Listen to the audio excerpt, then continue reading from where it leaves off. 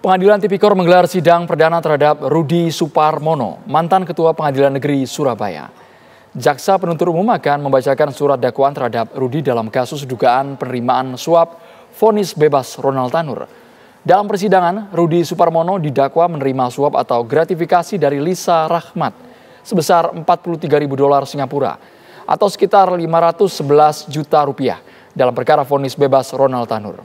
Hadiah diberikan supaya Rudi bisa menunjuk majelis hakim perkara pidana Ronald Tanur sesuai keinginan pengacara Ronald Tanur, Lisa Rahmat. Tidak ada keberatan atau eksepsi yang diajukan oleh tim penasihat hukum terdakwa, sehingga sidang langsung dilanjutkan ke pemeriksaan saksi yang dijadwalkan pada Senin 26 Mei mendatang.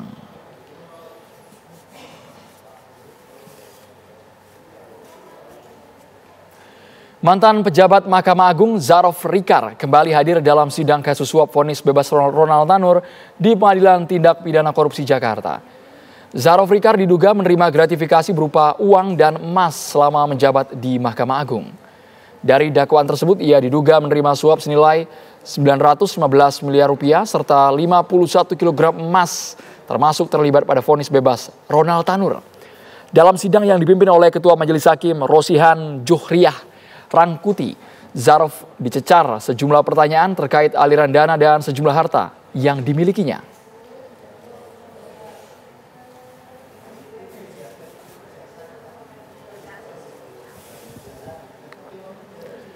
Pemirsa, lalu apa saja fakta-fakta terbaru yang terungkap dalam persidangan Zarof Rikar?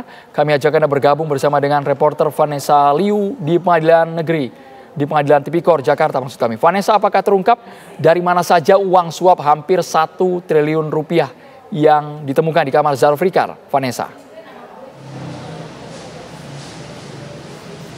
Ya, selamat sore Andromeda dan juga pemirsa. Melaporkan langsung dari Pengadilan Tindak Pidana Korupsi atau Tipikor Jakarta.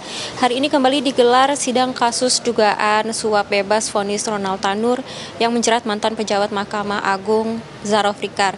Tadi pagi sendiri sejak pukul 10.30 sampai 12.50 siang waktu Indonesia Barat sudah diperiksa Zarof Rikar sebagai salah satu hakim yang diduga menerima suap dari kasus Ronald Tanur. Sidang pertama tadi juga pemirsa diduga diketahui Zarof Rikar maksud kami menerima gratifikasi sudah selama 10 tahun ke belakang dan kini Zarof tengah menjalani hukum tingkat kasasi selama 5 tahun penjara.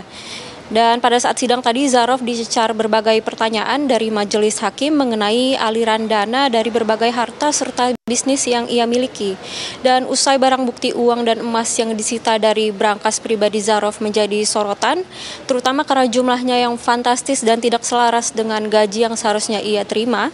Namun Zarof mengaku berpartisipasi dalam beberapa bisnis seperti tambang emas dan juga batu bara serta nikel dan juga pasir yang membuat harta kekayaannya menjadi fantastis. Dan dalam bisnis itu ia mengambil peran sebagai perantara antara pemilik tambang dan juga investor.